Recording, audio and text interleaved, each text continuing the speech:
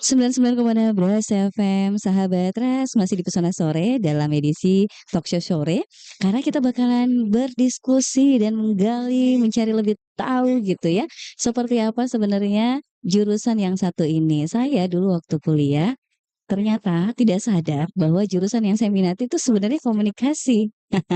Nah, ini kadang-kadang kalau kita tidak punya, eee, kayak semacam coach gitu ya, sahabat ras, atau yang mendampingi kita, "Oh iya kamu minatnya, bakatnya," misalnya, passion-nya di satu jurusan, "Jurusan ini ada di kampus ini loh, ada di fakultas ini loh, ambil aja itu." Nah, itu kita kadang-kadang salah pilih jurusan. Oleh karena itu penting rasanya untuk mengetahui banyak, fakultas, banyak jurusan, salah satunya ilmu komunikasi yang bakal kita bahas hari ini. Karena tema kita hari ini tentang mengawal lebih dekat prodi atau program studi Ilmu Komunikasi Universitas Muslim Indonesia, UMI Makassar. Siapa yang tidak kenal UMI ya? Rasanya kayaknya hampir semua nih sudah kenal UMI, tapi, jurusan-jurusannya mungkin yang harus kita kenali lebih jauh dan perlu cari informasi memang. Tapi jangan mikir khawatir, karena sahabat Trust, saat ini dalam Talkshow Sore, saya sudah bersama dengan narasumber saya langsung dari orang dalam, ya, Ordal. Bersama saya di sini ada Ibu Megawati MIkom. Beliau merupakan dosen komunikasi Universitas Muslim Indonesia. Assalamualaikum Ibu.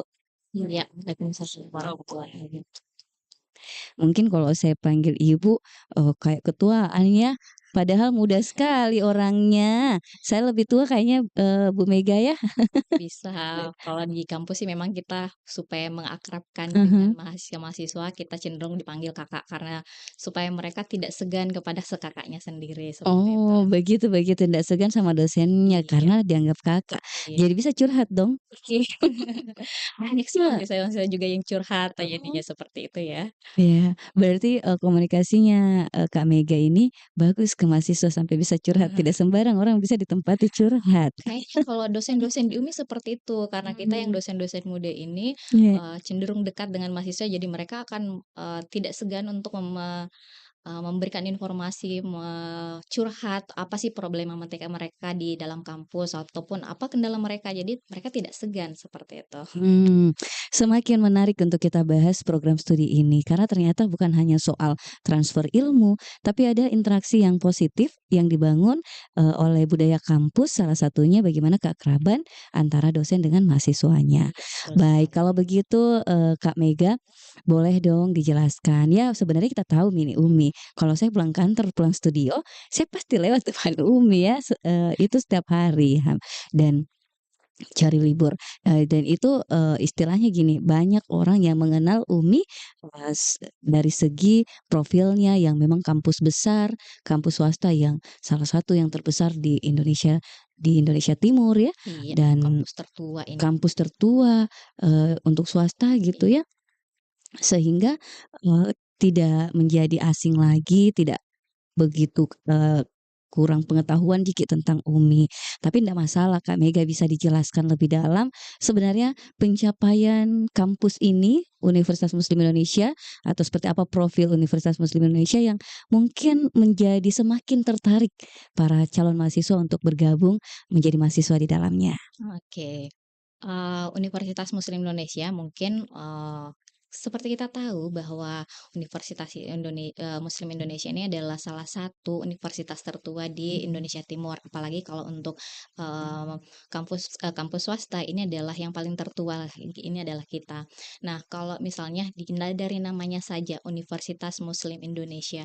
Nah, Universitas Muslim Indonesia ini tentunya ingin membangun, bagaimana mereka bisa tidak hanya pendidikan, tapi juga berintegritas dengan keagamaan seperti itu. Jadi ilmunya selain kita mendapatkan pengetahuan, tapi juga sejalan dengan akhlakul karimah. Jadi kita akan, berbarengan dengan itu. Jadi kita tidak hanya mentransfer informasi, tapi kita juga harus melihat bagaimana sih mahasiswa-mahasiswa kita ke depannya, bagaimana akhlakul karimahnya, bagaimana mereka, bisa menjadi orang-orang yang tidak hanya pintar dalam intelektual, tapi juga dalam, IQ dan EQ-nya ini sejalan. Jadi emosionalnya juga oke, spiritualnya juga oke, itu yang harus, ingin kita capai sih untuk lulusan-lulusan daripada Universitas Muslim Indonesia sendiri. Mhm. Wah, luar biasa sekali di tengah-tengah gradasi akhlak moral, Iya, begitu banyak kasus yang melibatkan mahasiswa, mulai dari tawuran lah, kemudian, perilaku bebas gitu ya, bahkan, sampai, obat-obatan terlarang juga itu kita tidak, susah mencarinya di berita informasi dan hadirlah Umi ternyata memahami pentingnya dan kewajiban membangun kepribadian, bukan hanya kepribadian dari sisi kemampuan intelektual, intelektual, tapi iya, juga kestabilan emosional emosional dan dan kekuatan spiritual tadi. iya, Berarti itu prinsip bagi Umi dan mahasiswa yang ada di dalam Umi ini disiapkan, digembleng untuk menjadi orang-orang yang punya intelektual tinggi sekaligus spiritual yang baik. iya, Tapi kalau dari segi program sendiri mungkin secara umum saja digambarkan sebelum kita ke jurusan, prodi ilmu komunikasi, Kak Mega. Apa yang dilakukan atau program apa yang dimiliki Umi untuk membangun tadi spiritualitasnya? Kalau kalau intelektualnya mungkin perkuliahan, jurusan masing-masing punya mata kuliah gitu ya. Tapi kalau spiritualnya iya. itu bagaimana? Banyak sih kalau misalnya orang katakan kalau mau masuk di UMI itu pasti mereka akan jadi lulusan pesantren. Mhm. Kenapa? Di UMI itu kita punya program. Jadi setiap saat mereka masuk ke dalam UMI, mereka tidak akan bisa selesai. Pada saat mereka masuk, kita akan ada yang namanya di Padang Lampe. Mereka akan menjalani di sana untuk bagaimana mendalami lagi spiritualnya. Mereka akan diajari lebih dalam lagi bagaimana mengenal diri mereka, mendekatkan kepada Allah itu selama 2 bulan pasti mereka akan dapat, tidak mungkin mereka tidak dapatkan ini, mereka akan 2 bulan di sana Mmm. untuk mendapatkan hal tersebut. Sehingga, mereka akan kami rangkum bahwa dalam 2 bulan tersebut mereka sudah mampu untuk mendapatkan basic yang mereka butuhkan ketika ingin belajar, ingin, tentunya pada saat mereka SMA, mereka sudah dapatkan itu sedikit, tapi ketika mereka di dalam UMI mereka akan tahu batasan-batasannya. Sehingga ketika, yang penting sekali nih adalah adab, adab dulu nih. Ketika kamu seorang yang berilmu tapi kamu tidak beradab, itu, sesuatu yang akan timpang karena itu kalian harus memiliki hal tersebut. Ketika kalian juga pintar tapi tidak beriman kepada Tuhan, mmm, itu akan mengarahkan kalian kepada hal-hal negatif. Contohnya sekarang mungkin kita mengatakan bahwa ada, orang-orang yang banyak orang yang pintar tapi mereka akan banyak yang korupsi atau segala macam. Mhm. Inilah yang harus kita imbangi supaya ini akan memperbaiki, generasi-generasi kita selanjutnya. Itu yang harus ini yang ingin kami capai, seperti Wah, itu. saya ingat teman saya dulu, Kak Mega, yang Pada di lampe Padang Lampe. Ini itu sampai 2 bulan iya, dan spiritualnya itu sampai dia bilang, "Saya di ini, kayak semacam disapa, 'Kamu dari mana?' Karena kayak tertangkap sekali katanya spiritualitasnya di sana. iya, benar Kayak sekali. ruhnya itu meminta dia tetap sujud di sajadah. Jadi kayak dia secara physically, materi tubuhnya itu mau bangkit dari sujud, tapi kayak ruhnya itu, ya mungkin karena kita fitrahnya memang sujud kepada Tuhan, kayak tertahan di bawah untuk tetap bersujud. Sampai ditanya sama pembina pada saat itu, eee, "Kamu dari mana?" Tanyalah bagaimana ini digali spiritualitasnya ini anak, sampai ketakwaannya bagaimana sampai dia bisa mengalami, pengalaman spiritual lah kalau bisa saya sebut seperti itu, di Padang Lampe itu. Dan itu 2 bulan tidak boleh keluar ya, Kak Mega ya? Tidak boleh. Jadi mereka itu kan Mhm. kita tidak campur laki-laki dan perempuan itu Mhm. khusus perempuan pada saat ini. Jadi, di 2 bulan itu kita memang memprogramkan, heart to heart. Jadi kita akan Mmm. mengenal si santri ini, kita menganggapnya bahwa ini adalah santri yang Pesantren harus gitu kita ya? tahu Mhm. apa sih sebenarnya, apa problematika. Jadi ketika mereka tahu kita, secara garis besar kita sudah tahu nih permasalahan pada saat ini seperti apa. Pada saat kita memberikan materi tersebut tentunya dia akan tahu, "Oh, saya loh kayak begini." Jadi itu tentunya kita akan memberikan sebuah pengalaman experience tersendiri untuknya bahwa mereka ternyata saya memiliki problematika seperti ini dan memiliki solusi seperti ini, Mmm. seperti itu. Jadi mereka dibina untuk mendapatkan untuk menjadi seorang problem solver Iya, yang cara pengambilan keputusannya sesuai dengan, Iya, agama agak kita sebagai muslim. Wah, luar biasa sekali. Berarti itu gambaran daripada kalau kalian, mungkin saat ini sahabat Ras ada yang calon mahasiswa yang mahasiswa. masih bimbang ya, mau ambil kampus apa, kemudian jurusan apa. Nah, di sini menjadi tempat atau wadah, untuk didengarkan, siapa tahu ini adalah jurusan yang sebenarnya ada di passion Anda, bakat Anda, atau mungkin, penasaran dengan jurusan ini dan bisa beradaptasi dengan cepat, gitu. Sambil juga kita ingatkan sahabat Ras yang mendengarkan di 99,6 Ras FM, Anda juga bisa langsung menyaksikan, melihat penjelasan dari Kak Mega ya, dosen UMI, khususnya jurusan Ilmu Komunikasi, di live YouTube kita saat ini di Ras FM Makassar. Jangan lupa juga subscribe Ki, kemudian like, komentar, dan share juga ke teman-temannya, utamanya yang lagi cari kampus ini. Nah, Kak Mega, berarti kan, bukan hal yang, tidak bukan hal yang asing bagi kita kampus UMI, tapi sedikit asing mungkin boleh saya sebut seperti itu, dan sebenarnya, semua jurusan itu harus didetaili. Iya. Karena kalau kita tidak serius cari, akan asing terus. Nah, ini menjadi kesempatan bagi, Anda sahabat Ras untuk mendengarkan seperti apa jurusan Ilmu Komunikasi yang ada di kampus UMI. Oke. Sebenarnya kalau dari Universitas Muslim Indonesia ini khususnya untuk program studi ilmu komunikasi itu, untuk orang-orang yang merasa punya passion untuk, berada sebenarnya orang mengatakan bahwa orang-orang komunikasi itu hanya sekedar cuap-cuap saja. Mhm, Sebenarnya, banyak yang harus mereka ketahui, tidak hanya orang-orang yang ekstrovert yang mereka harus sering bercuap-cuap, tapi untuk orang yang ingin menjadi orang yang menjadi seorang public speaker, harus, mereka akan juga cocok di sini. Pada ilmu komunikasi sendiri, di Universitas Muslim Indonesia itu ada 4 jurusan. Yang pertama itu adalah broadcasting, ada, jurnalistik, ada public relation, dan manajemen komunikasi. Nah, kalau misalnya kalian sudah merasa punya passion nih untuk menjadi seorang penyiar, mungkin sekarang orang akan cenderung, ingin menjadi, apalagi sekarang kan eranya orang, ingin live di mana saja, di TikTok, di mana segala. Itu tidak hanya sekedar live saja, itu punya ilmu loh.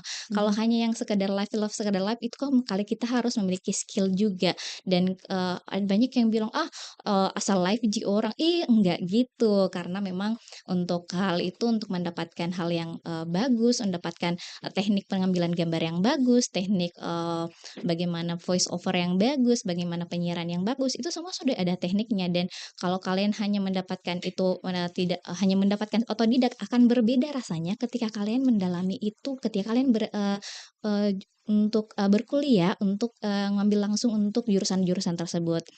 Misalnya kalau kalian ingin menjadi seorang reporter nih, mhm, seorang reporter itu tentunya mereka harus punya skill, tidak hanya sekedar skill menulis, tidak hanya, belajar di, tutorialnya 5W1H seperti ini, tapi itu ada skill. Kita bisa lihat nih, kasus-kasus banyak yang terbongkar karena dari bagaimana efek-efek dari para jurnalis, itu adalah punya skill-nya. Bagaimana kasus Sambo yang akhirnya dari investigasi daripada reporter-reporter itu akhirnya membuka kasus-kasus yang besar, itu adalah punya skill. Karena itu ketika kalian ingin menjadi seorang, jurnalis yang hebat, kalian harus sekolah dulu, tidak bisa menjadi untuk otodidak saja. Mungkin akan ada yang mengatakan, "Ah, saya bisa, sekarang kita semua orang bisa jadi reporter sekarang, kita bisa live ada info-info, kita sisa rekam, kita sisa share." Padahal akan beda rasanya ketika kalian tahu tekniknya dan tahu cara penyaringannya seperti itu, akan, menjadikan berita-berita yang berkualitas, seperti itu. Kalau misalnya itu dari jurnalistik. Nah, mhm, beda lagi kalau misalnya public relation. Public iya, relation ini, kalau kita katakan public relation itu adalah bagaimana kalau katakan, secara umum public relation, mhm, bagaimana mhm, relasi dengan publik. Sebenarnya public relation itu banyak semakin ke sini semakin berkembang. mhm, Kenapa public relation itu, tidak, semakin ke sini ada yang perkembangannya menjadi media relation, mhm, kita ada yang menjalin hubungan dengan media, ada yang menjalin hubungan beda lagi kalau misalnya dalam humas pemerintahan, di korporasi juga beda. Untuk menangani menangani masalah-masalah publik tentunya tidak hanya sekedar cuap-cuap, itu adalah tekniknya. Kita harus pelajari dulu nih, gimana sih, bagaimana sih publik-publik sekarang supaya kita bisa on point, bisa mengenai tidak bisa on point kepada mereka dan mereka bisa mengerti apa yang diinginkan oleh, si perusahaan, corporation ataupun dari pemerintahan seperti itu. Jadi tidak hanya men-share-kan informasi, jadi kita harus tahu dulu nih strateginya. Sama juga kalau misalnya ada salah satu jurusan adalah manajemen komunikasi. Kita kenal bagaimana manajemen kalau misalnya dalam sebuah perusahaan itu mengalami yang namanya manajemen krisis nih. Mhm. Di dalam perkuliahan itu kalian juga akan dibekali bagaimana caranya kalian, bisa untuk ketika ada mengalami krisis kalian tidak jadi orang panik, "Aduh gimana ini, gimana gimana?"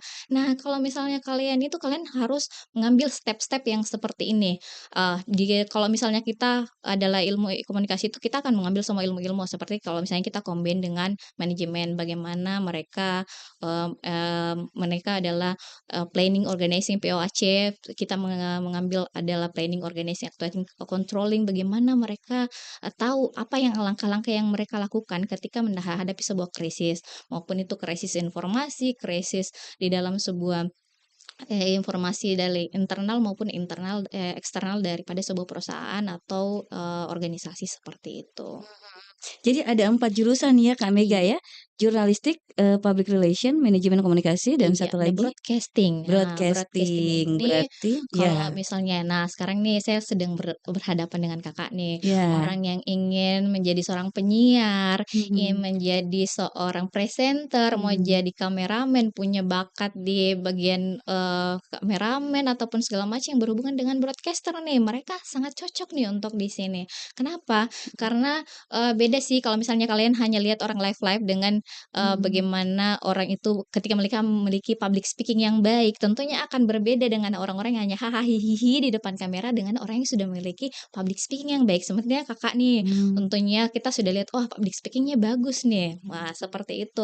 mhm, Tentunya untuk, ketika mereka terjun langsung di dalam, sebuah pekerjaan, ketika mereka sudah punya basic-nya, tentunya akan berbeda ketika orang yang baru otodidak nih belajar. Ketika kalian sudah belajar, "Oh gini ya ternyata, oh saya tidak akan canggung untuk, menghadapi situasi di depan kamera. Oh saya tahu angle saya kayak gimana nih, saya mhm, tahu untuk voice over yang menarik kayak bagaimana nih. mhm, Ini, untuk, menghadapi, eee, yang kayak YouTube gimana mereka sudah tahu apa yang harus mereka lakukan." Seperti itu, Kak. mmm.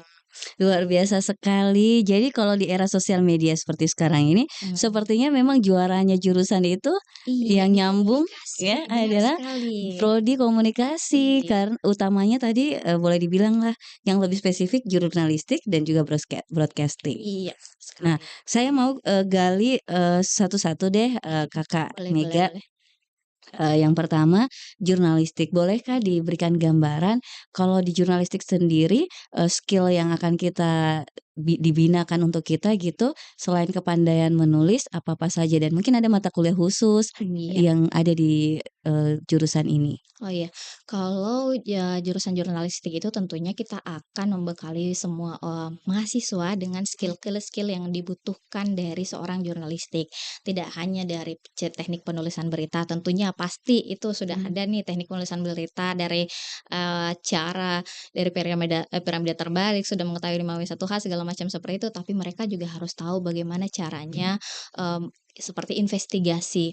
Di mmm, salah satu mata kuliah di, Universitas Muslim Indonesia itu ada, di jurnalistik itu ada teknik investigasi. Jadi mereka tahu gimana caranya untuk mendapatkan informasi-informasi yang terselubung. Mungkin ini ada ya yang kayak mereka sudah berintegritas juga dengan, apa namanya, yang cara-cara orang untuk, kepolisian. Kayak mhm, misalnya nih, mereka mhm, sudah tahu kita sudah bekali nih, untuk pada saat kamu berhadapan dengan ini kita ambil dari psikologinya juga. Jadi ketika mmm, kamu berhadapan dengan seseorang, menginvestigasi, ada loh ciri-ciri orang, kalau dari ini ketika kamu tanya nama, alamat, dia akan mengarahkan matanya ke kanan, tapi ketika mhm, dia mengarahkan ke kiri, mhm, ketika kamu sudah menanyakan more detail, dia akan, cenderung seperti ini. Dia akan ketika mmm, dia berbeda, kita sudah tahu nih, oh jadi kayaknya saya harus kuliti nih masalah ketika dia berbelok seperti ini dari body mhm, language-nya. Itu kan kalau komunikasi kan kita tidak iya, hanya bicaranya saja, tapi dari body language, diftongnya seperti apa, kita semua, harus mempelajari seperti itu, more detail seperti itu. Mmm. Jadi, kalau di jurnalistik itu akan seperti itu, jadi mereka akan mendalami sekali untuk menginvestigasi bagaimana caranya. Banyak juga sih kalau sekarang sih kita juga harus tahu untuk psikologinya orang, kayak kayak pemberitaan yang pernah nih beberapa tahun silam yang pada saat Iya. ada, eee, apa namanya, selebriti yang sedang Mmm. berduka tiba-tiba ditanya nih sama wartawan, "Pak, Mbak, Iya bagaimana iya. perasaan Anda?" Itu adalah sebuah pelanggaran, kita harus Mmm. memberikan kode, Etika iya, jurnalistik etika gitu ya? jurnalistik. Mhm. Jadi mereka tahu ini pertanyaan yang, adalah suatu hal yang bodoh ketika kalian tanyakan dan tidak boleh, itu adalah etika. Ketika kalian seorang berduka tapi kalian bertanya, "Gimana sih perasaan Anda ditinggal suami Anda?" Kayaknya itu adalah mereka harus tahu Iya. batasan pertanyaan seperti apa, etika-etika dalam Mmm. jurnalistik seperti apa, seperti itu. Makanya mungkin ketika, seseorang yang mau berprofesi sebagai Iya jurnalis banyak trouble karena tidak mendalami sampai sedetail itu. iya, seperti Nah, itu. inilah fungsinya bersekolah di jurusan yang tepat Mhm. ya, Kalau supaya hanya sekedar iya menjadi jurnalis, iya, banyak orang yang bisa. Orang kan sekarang kita di era 4.0 ini, kita bisa mhm jadi cekrek gambar dan menginformasikan, mhm. tapi informasi tersebut bisa ndak ngenah nih. Jadi kita sudah tahu, oh ini loh yang tidak boleh saya tuliskan.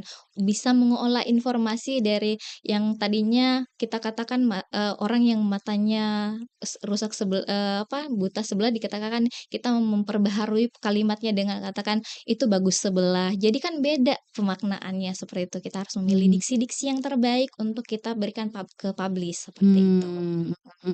Supaya pertama juga tidak menimbulkan, ketersinggungan, Iya, potensi benar ketersinggungan sekali. kepada narasumber atau Iya objek berita kita.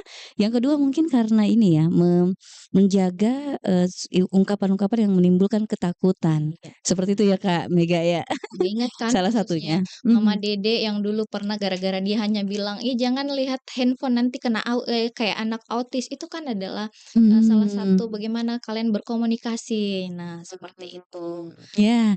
Wah, seru sekali ya, dan kayaknya ilmu komunikasi memang menjadi tanda kutip wajib sebenarnya kita miliki, di era sekarang, dan ingat juga bahwa banyak orang yang akhirnya sekedar mengambil informasi, ya tidak diolah sesuai standar jurnalistik, akhirnya berakhir dengan permintaan maaf Iya, seperti karena itu. melakukan kesalahan. Kita lihat kita netizen nih, kita kebanyakan nih sekarang setelah melakukan sesuatu mem-publish akhirnya ujung-ujungnya minta maaf. Kayaknya Mhm, kayak jadi umum ya iya. di sekarang di era kita. Nah itu dia, berarti kan, satu lagi selesailah tuntas kita atau kita sudah punya gambaran lah tentang jurnalistik, jurusan jurnalistik ini. Saya mau, tanya juga kalau dari segi profesi Kak Mega, jurusan jurnalistik ini nanti dia bisa habis kuliah, mereka bisa mendalami profesi apa? Iya, banyak sih ya selain otomatis, Contoh-contohnya aja. eee, jurnalistik, orang otomatis udah jadi wartawan nih, Iya, otomatis.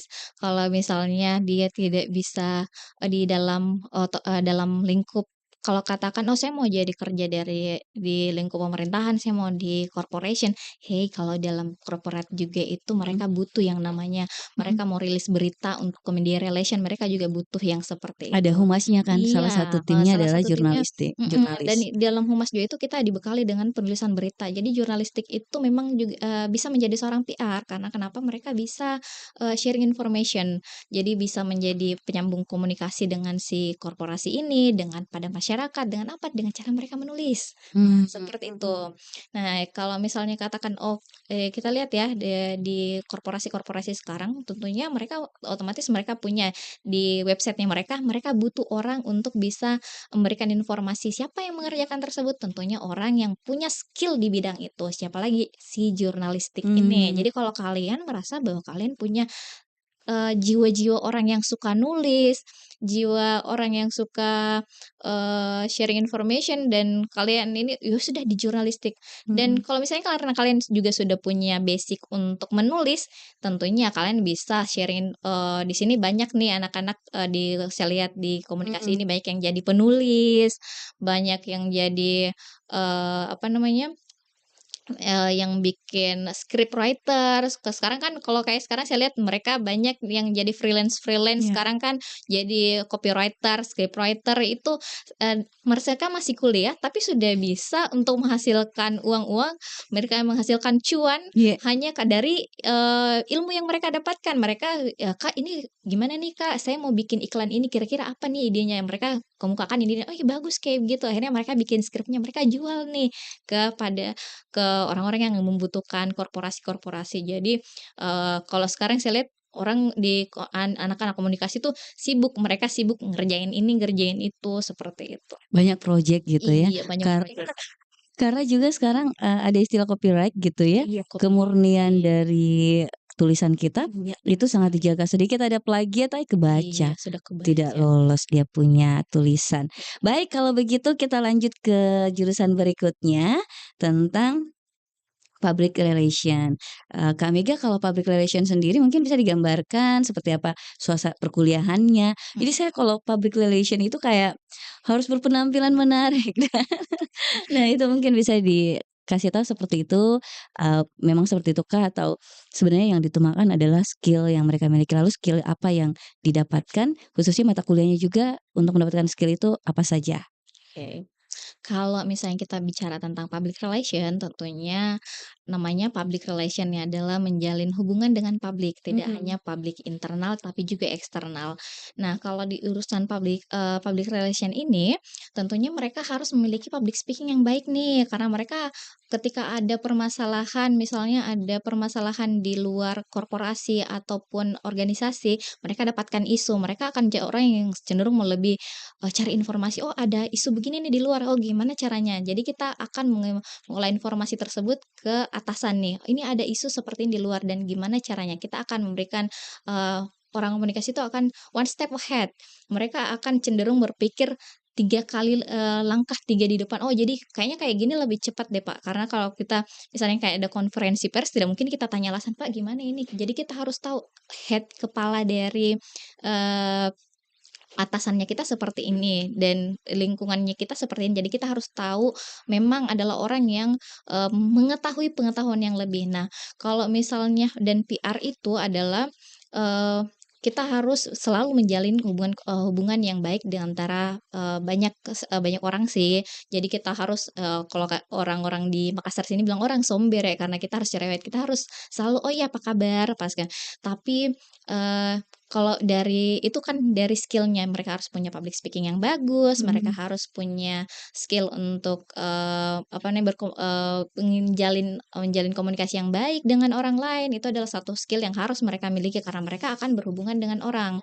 Nah, kalau misalnya dikatakan apakah harus berpenampilan yang bagus atau gimana, ya, kita tidak bisa, Pungkiri. pungkiri ya, Mhm. orang mengatakan dari mata turun ke hati, kalau dari mata saja tidak enak, gimana caranya turun ke hati? Nah, itu kita juga harus, memperhatikan dari penampilan kita. Saya ingat, dulu saya juga pada saat, berkuliah, ya mungkin, ke sini kita, juga akan diterapkan ya, karena saya baru 1 semester nih ngajar di sini, tapi saya sudah Mhm. bisa, "Oh, gini loh budayanya." Mhm. Kalau di PR itu kita selalu adalah dulu saya ingat ada mata kuliah yang, kita harus dandan dulu supaya masuk, sebelum masuk ke dalam ruangan. Kenapa? Karena kalau misalnya customer customer good nih, jadi kamu harus memiliki penampilan yang bagus, seperti itu. Nah, kalau dalam PR sendiri juga itu sama kayak jurnalistik tadi. Kamu harus, bisa mempelajari seseorang gimana, heart by heart jadi gitu. Kalau misalnya, kamu harus bisa memahami kalau misalnya publik lagi marah nih, gimana caranya nih kamu bisa handle tersebut. Nah, kalau di public relation ini kita akan belajar gimana caranya, kita akan juga belajar tentang psikologi, gimana kalau misalnya orang marah itu yang gimana caranya menghadapi orang marah itu. Nah, caranya seperti ini, kita harus tahu step-stepnya seperti itu. Nah, seperti itu, Kak, sih. Berarti, selain di manajemen krisis, mereka juga harus membangun nih hubungan yang baik Iya, antara benar publik dengan, sekali. corporation di mana Iya, mereka bekerja. iya.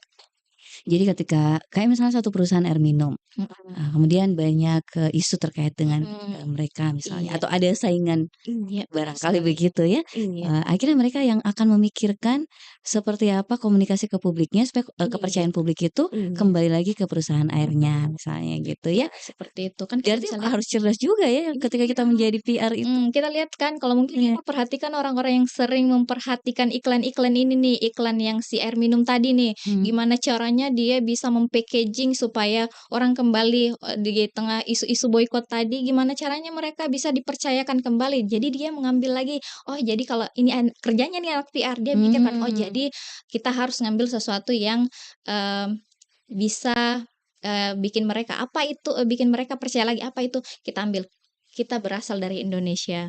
Kita adalah mmm, kita pekerjakan orang-orang Indonesia yang sudah 36 tahun, di iya, iklannya kan kayak gitu. Itu adalah pemikiran-pemikiran PR, sudah mmm, 36 tahun ini yang didirikan oleh si ini nih. Jadi, mhm. sudah dan ini 100% kita kembalikan kepada si ini. Itu adalah orang-orang Orang PR itu yang contoh pikirkan. ya, karena Iya pemboikotan sekarang masih jalan. iya, masih boikot Tapi ya. berarti Jadi tugas PR itu sangat besar sekali iya, dan benar tanggung jawabnya sekali. juga ternyata cukup, epic begitu ya, boleh saya bilang begitu Kak Mega, karena ketika mereka tidak sukses untuk membangun kepercayaan publik terhadap perusahaan, ya Itu mereka yang akan dituntut gitu iya, tanda itu kutip. adalah sebuah tanggung jawabnya si PR ini, seperti itu. Oleh karena itu mereka harus berpenampilan menarik, harus, pandai untuk mengkomunikasikan dengan, heart to heart gitu, Iya dan kemudian mampu mengendalikan emosional orang. iya, benar Berarti sekali. nggak boleh dong jadi PR kita yang emosional? Iya, kalau itu kita harus keep calm pada saat menghadapi sebuah permasalahan. Ya, luar biasa ya.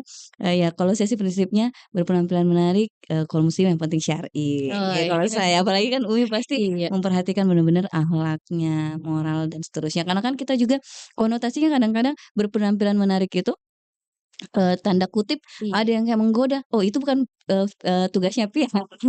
PR itu menjaga benar-benar supaya kepercayaan itu, ada datang gitu ya. iya, Nah selain sebagai PR di perusahaan-perusahaan, mungkin apakah mereka juga bisa kerja mandiri, mhm, Kak Mega dari sisi keilmuannya sebagai dari jurusan PR tadi? iya.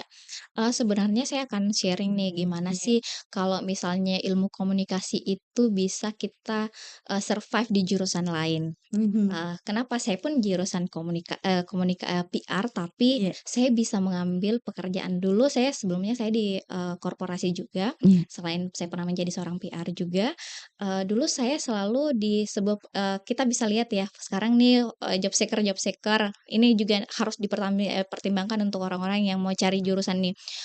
Persyaratan untuk pencari kerja itu mereka harus punya pengalaman minimal 2 tahun.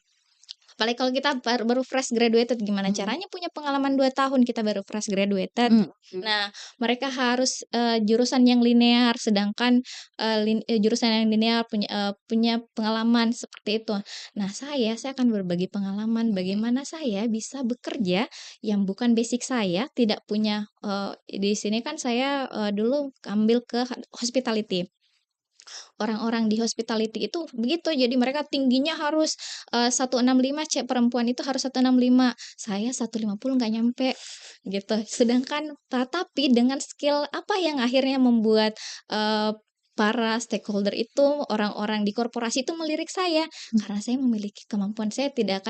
memiliki kemampuan komunikasi yang lebih baik daripada kandidat-kandidat yang konon mereka sudah memiliki pengalaman yang lebih, kalau dari, persyaratan mereka memenuhi pengalaman oke, jurusannya iya, Tinggi badan tinggi badan oke. iya, good looking mungkin mereka akan menganggap tinggi badan iya, tinggi semampai, saya tidak 150 aja, belum nyampe, seperti itu. Tapi yang membuat mereka tertarik adalah saya memiliki public speaking yang bagus, tentunya mereka akan ketika saya berbicara dengan para customer, mereka akan mengatakan, "Oh, saya butuh, I need this one, I want this one," gitu. Jadi mereka merasa, fucking care dengan, jurusannya, dengan, pengalamannya, tapi ini orang nih, dia qualified banget.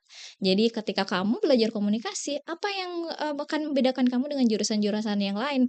Saya, ya seperti itu, saya memiliki kemampuan komunikasi yang baik dan saya karena di komunikasi itu kita juga selalu dengan up to date dengan ilmu-ilmu, karena kan kita selalu belajar dengan studi-studi kasus nih, kayak Mhm. misalnya ada studi kasus yang sekarang nih, kita akan selalu informasi, kita harus ada satu mata kuliah yang kita kalau mau masuk kita harus baca koran dulu, tentang, tahu tentang apa sih yang lagi headline nih. Jadi kita Mmm. akan selalu informasi itu kita akan tahu. Jadi ketika diajaknya bicara sama, sebuah perusahaan nih, misalnya kalian lagi, di job seeker nih, kalian lagi Mhm. wawancara, mereka akan tanya dengan pertanyaan-pertanyaan karena kita sudah terbiasa dengan, Mhm. diskusi, sudah terbiasa dengan informasi, sudah terbiasa dengan hal-hal seperti itu, kita gampang mengolahnya dengan komunikasi tersebut.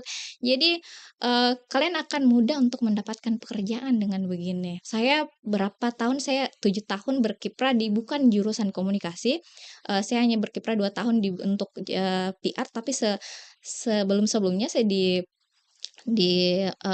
apa namanya, di industri hospitality itu jauh dari jurusan saya dan saya kayaknya setiap dulu karena memang saya dulu pernah jadi reception yang kontrak saya setinggi seperti ini, tapi mereka butuh saya kenapa mereka butuh yang tinggi badan, karena memang kontraknya segini.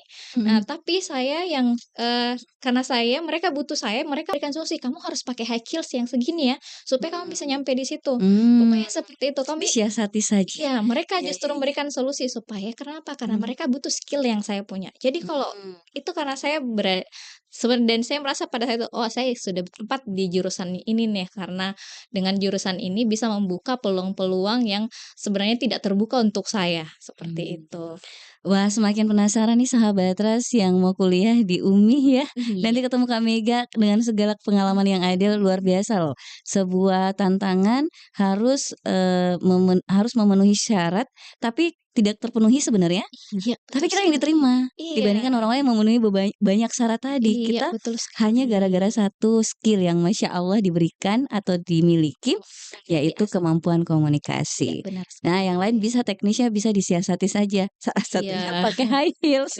seperti itu. Baiklah baiklah Kak Mega. Nah, kalau begitu kita beralih ke jurusan yang lain, jurusan berkaitan dengan manajemen komunikasi. Nah, ini Mhm. saya masih agak-agak bingung, membedakan sebenarnya antara jurusan PR ini dengan jurusan manajemen komunikasi. Apa sih bedanya dan seperti apa kalau manajemen komunikasi? Nah, sebenarnya kalau manajemen komunikasi hampir-hampir mirip ya dengan PR, tapi dia Mmm. lebih bagaimana internalnya. Jadi mereka tidak bagaimana strategi-strateginya tadi, manajemen komunikasi itu bagaimana mereka mengatur strategi, yang tadi yang kalau kayak yang lebih banyak, tadi belajar tentang teori-teori yang tadi saya sebutkan POAC ini sih manajemen komunikasi. Jadi mereka akan, mengatur langkahnya dari planning, organizing, activating, controlling, mereka akan mengatur hal tersebut. Mhm. Mereka yang akan, membuat bahwa ini akan, in the rules, mereka tidak akan keluar jalur nih ketika terjadi ada yang namanya ketika si PR sudah merencanakan si marketing communication atau PR ini sudah membuat planning untuk sebuah, iklan misalnya. Jadi supaya itu tetap terjaga back on the line, ini ada tugasnya si manajemen komunikasi nih. Oh, jadi planning-nya kayak gini nih. Oh, si marketing ataupun si PR sudah bikin, strateginya kayak begini, si planning. Organizing-nya, gimana? Jadi organizing-nya mereka harus, kembali memberikan memberikan, apa namanya, memberikan apa namanya, menjaga lagi nih, oh jadi pada saat mereka organizing pelaksanaannya kayak gini. Mmm. Oh, pokoknya Mengatur mereka begitu ya ya, seperti mengatur itu. mulai dari perencanaannya, pelaksanaannya, sampai evaluasinya Iya, nanti, aktualisasi supaya dan berjalan sesuai controlling-nya ya dengan betul rule sekali. tadi. Nah, berarti bolehkah saya sebut bahwa kalau kita PR itu lebih ke depan publik, Yes, kita ada di depan. iya, Nah, kalau manajemennya, dia manajemen adalah komunikasi kita backstage-nya, kita dia berada di orang-orang backstage. belakang, orang backstage-nya. Nah, Nah, kalau begitu kalau kita, manajemen komunikasi, berarti kita lebih banyak ketemu sebenarnya sama pimpinan kita di iya internal. betul sekali, Nah, ya. kalau kita di luar, pimpinannya orang lain. Heeh. Jadi kalau dia si PR ini yang akan muncul nih ke depan ada Mhm. masalah, mereka akan jadi public speaker ya, "Kalau ini masalahnya seperti ini ya udah kamu yang ngomong ke publik, saya yang akan handle di belakang gimana nih si manajemen, komunikasiin," kayak seperti Wah, itu. menarik sekali ya. Berarti memang juga kalau bicara tentang jurusan manajemen komunikasi, output-nya nanti itu, kalau dari segi profesi bisa gabung di corporation juga. Iya benar Bisa sekali. gabung di perusahaan untuk manajemen komunikasi Iya, khususnya. Baik Kak Mega, kalau begitu ini salah satu yang, zaman dulu tuh saya suka gitu sebenarnya, tapi terlambat Kak tahu Kak Mega. Harusnya Terlambat nggak tahu karena kenapa, saya ternyata suka jadi reporter, suka jadi Oke. broadcaster kayak siaran begini Kak Mega, suka jadi presenter. Nah ternyata saya ambil jurusan lain. Nah dan kalau kita runut lagi, oh jurusan yang saya butuhkan adalah jurusan broadcaster, yang saya Mhm. minati sebenarnya jurusan broadcaster. Dan itu ternyata berlaku sekali di era sekarang, di Mhm. era sosial media di mana media visual Iya. itu setiap individu punya.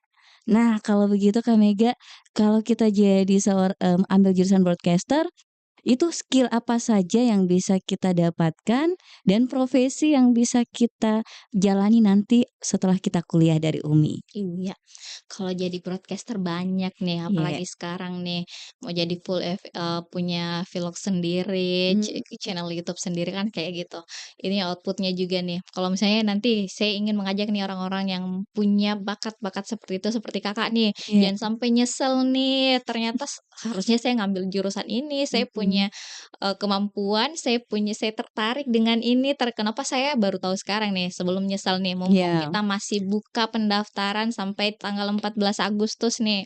mhm, Untuk orang-orang yang punya skill nih, apalagi kalau mhm, misalnya kalian ngerasa kayaknya saya, broadcaster deh, saya suka depan kamera, mmm, saya suka menghandle event, saya suka ketemu orang, saya suka, nyiar radio, saya mau jadi presenter, oh saya suka dengan kamera, jadi kayaknya saya cocok deh untuk pengambilan gambar, untuk teknik-teknik pengambilan saya oke deh kayaknya. Kalian harus mengambil jurusan ini, mhm, kenapa? Apalagi kan sekarang nih semua orang bisa seperti Kakak bilang tadi, punya channel sendiri segala macam itu sangat akan kalian butuhkan karena untuk pengambilan gambar sendiri tidak asal. iya, Kita harus punya kalau di sana ada memang yang expert banget nih, apalagi expert banget di bidangnya, mereka sudah tahu untuk teknik-teknik pengambilan gambar, itu untuk kalau mhm, misalnya jadi kameramen itu, ini loh yang cocok kalian harus ambil dari pengambil sekian.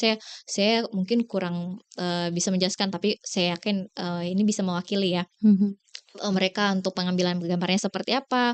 Kalau misalnya kalian punya bakat, broadcasting itu kalian menjadi presenter, kalian bisa diajari tadi, mungkin Kakak bisa lebih expert ya untuk menjadi seorang penyiar itu kayak gini loh caranya, untuk memiliki voice over kalau misalnya jadi voice over untuk bisa harus memakai intonasi seperti ini itu akan kalian pelajari untuk di dunia broadcasting. Nah dari output-nya sendiri, iya, itu bisa jadi penyiar, mmm. bisa jadi presenter, bisa jadi kameramen, banyak sih mungkin, Siapa tahu iya jadi presenter iya seperti Najwa Shihab.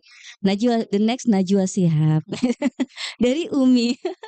Masya Allah. banyak kan yang, Mhm, artis-artis yang mereka juga memang, output-nya mereka kayak Dian Sastro, mereka kan dia, mhm, jurusan ilmu komunikasi, mhm, memang dia branding dirinya memang mengatakan bahwa saya, 98% permasalahan itu ada di komunikasi, karena itu saya ngambil komunikasi. Nah, itu juga adalah sebuah hal yang segala hal permasalahan kita adalah di komunikasi, karena itu harus kita ambil iya, komunikasi.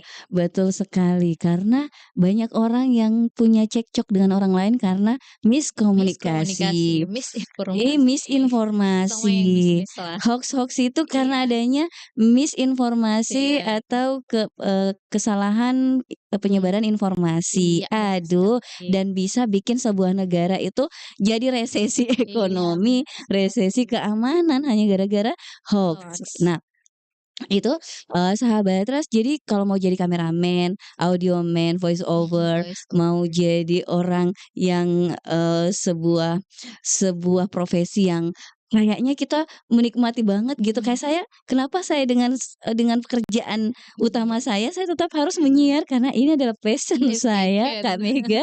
Jadi mau tidak mau harus saya laksanakan, saya jalani. Nah, oleh karena itu bisa didalami dan lebih profesional lagi kalau kita kasihan otodidak Kak Mega. Kalau saya terus terang otodidak walaupun beberapa kali ikut pelatihan-pelatihan lah. Jadi alhamdulillah ada secara teoritis itu, diambil dari situ. Tapi Betapa beruntungnya yang langsung kuliah Kak Benar Mega, ya Allah. sekali. Maka kalau sahabatnya saat ini mendengarkan kita ya di 99,6 Ras FM atau misalnya Anda sahabatnya seorang ibu, seorang ayah yang anaknya lagi masih bingung, galau, bimbang ya untuk Iya, mengambil jurusan apa nih di kuliah tahun ini, jangan mikir bimbang, jangan jangan mikir ragu. ragu, bisa langsung tawarkanlah ke Iya. ananda tercinta untuk masuk di jurusan ini. Apalagi kalau sekarang nih banyaknya anak-anak yang introvert yang mau dikurung-kurung, Hmm. bawa ke Umi, kita gembleng dia supaya bisa jadi seorang bisa ngomong di depan publik, nggak malu-malu lagi, yang kalau ada tamu di rumah hanya bisa di belakang, Mmm. dalam kamar nih bisa nih kalau dia pokoknya dia harus bisa public speaking, dia harus bisa ini kalau misalnya sudah masuk di jurusan ini nih. Mmm. Nah, Kak Mega kalau bicara tentang, jurusan, perkuliahan, ya itu istilahnya dalam kelas. Iya, Tapi apakah UMI memberikan fasilitas untuk melihat dunia nyatanya? mhm, Realita kalau kita kerja di perusahaan sebagai PR, sebagai manajemen komunikasi, sebagai broadcaster, atau sebagai jurnalis, itu seperti ini realnya. iya, Nah, itu kan biasa masuk di program kampus, apakah ada? Dan iya. mungkin bisa dijelaskan? Kalau di kampus sendiri ini sedang berjalan nih, ini Iya. baru tadi ada ya saya ke sini mereka sudah Mmm. minta, "Saya mau magang di sini Kak, supaya saya mau, ke media ini, supaya saya tahu tentang, bagaimana sih di media." Jadi saya akan magang, "Oh iya kamu bisa kita bisa magang." Bahkan banyak program-program, beberapa perusahaan yang kemarin saya juga ditawari perusahaan meskipun ini bukan berbayar nih pada saat dia bilang, "Mega ini ada, apa namanya, saya ada magang nih, ada nggak mahasiswamu yang selama 3 bulan ini lagi tidak sudah kan lagi libur nih, bisa nih ditransfer ke sini untuk bisa kalau dia sudah punya kemampuan untuk mengediting segala macam, bisa ditransfer ke sini supaya mereka juga selain dan saya pun akan tertarik untuk membawa mereka karena kenapa? Mereka bisa langsung belajar Mhm. langsung nih bagaimana sih di realita kalau kita kalian kerja tidak hanya berdasarkan teori tapi praktek juga. Dan Mhm. kalau misalnya kita katakan, gimana prakteknya, di dalam ruang kelas pun kita sudah mempraktekkan tersebut. Misalnya kalau Iya. misalnya kita punya, mata kuliah tentang marketing, atau kalau tentang marketing kita kan ngasih mereka teori dulu. Nah, setelah berjalan, setelah itu kita akan ngasih studi kasus, kamu udah kalau misalnya, misalnya kita bikin periklanan nih, salah satu strategi marketing adalah bikin iklan. Jadi kamu coba ke korporasi, kalian bikin persuratan ke korporasi dan bikinkan mereka iklan sampai mereka bilang oke. Nah, itu adalah salah satu cara supaya mereka tahu, gini loh caranya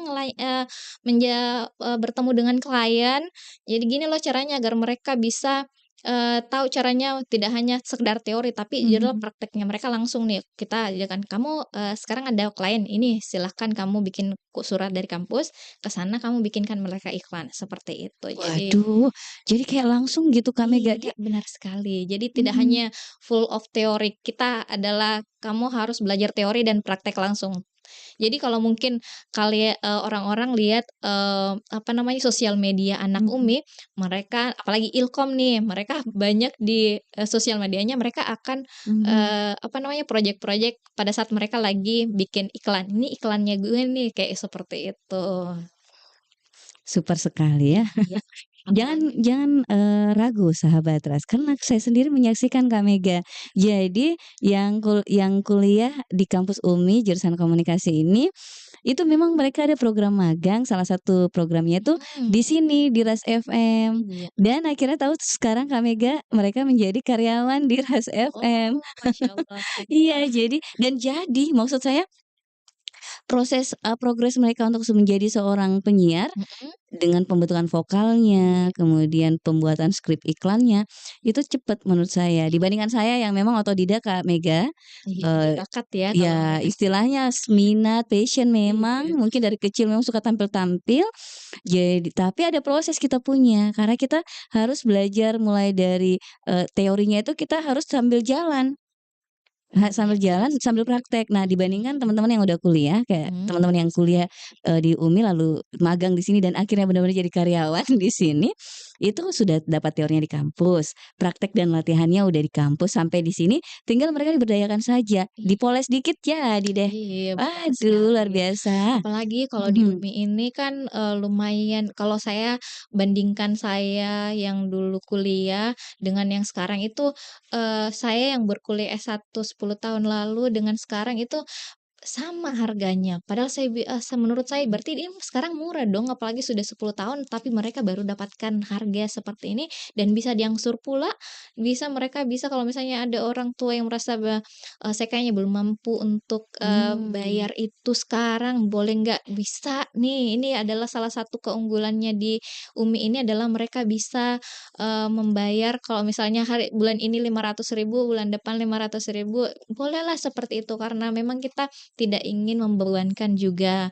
Makanya banyak anak-anak yang tadi saya katakan mereka belajar untuk bikin scriptwriter, mhm, mereka, dari gaji-gajinya mereka, akhirnya mereka menyicil itu supaya tidak membebankan.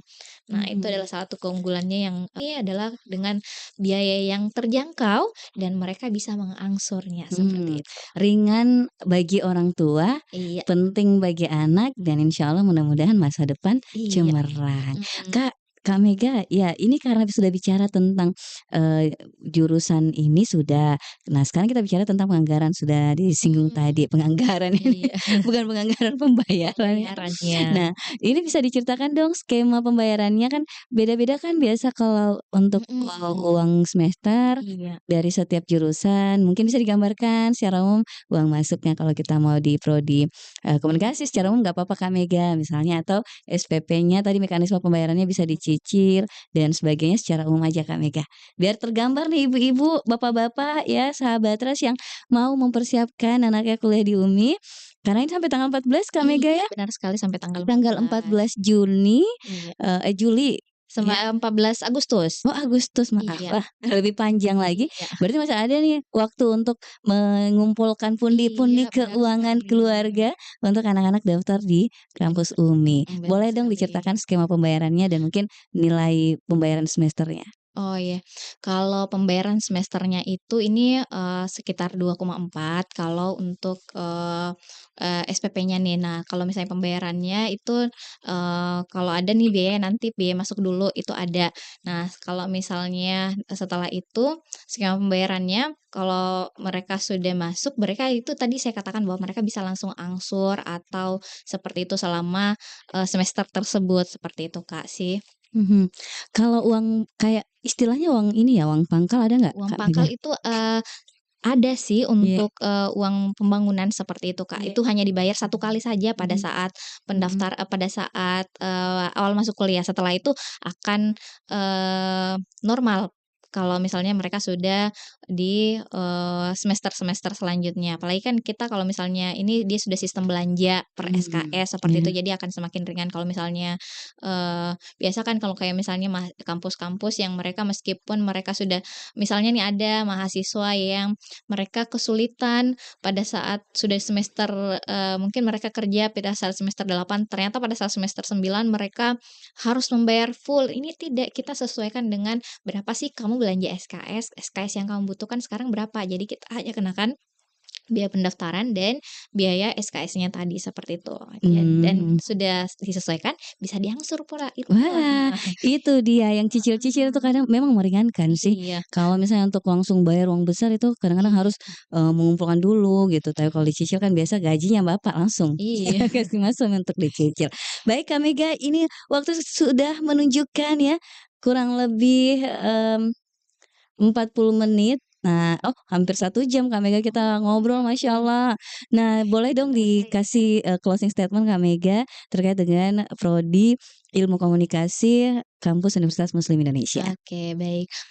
Kalau saya sih lebih ke kalau misalnya nih orang-orang yang merasa punya passion atau punya, ketertarikan di bidang ilmu komunikasi atau yang merasa sedang mencari-cari jurusan yang akan relevan untuk kedepannya dan yang akan selalu dipakai meskipun mereka sudah selesai bisa jadi ibu rumah tangga pun mereka akan tetap pakai ilmu-ilmunya, ini adalah, jurusan yang tepat untuk Anda. Karena selain akan, berguna untuk pekerjaan Anda dan bisa untuk kalian, terapkan di pekerjaan apapun dan akan juga, akan mudah terserap di dunia pekerjaan dan tentunya, ilmu komunikasi ini akan, sangat, ya relevan ya untuk, pada saat ini, di era Mhm, digital ini. di era digital, di era sosial media. Iya, benar sekali. Kak Mega terima kasih banyak sudah menjelaskan kepada kami di sini dan sahabat Ras tentunya baik di, frekuensi kita 99,6 Ras FM maupun juga lewat live kita di channel YouTube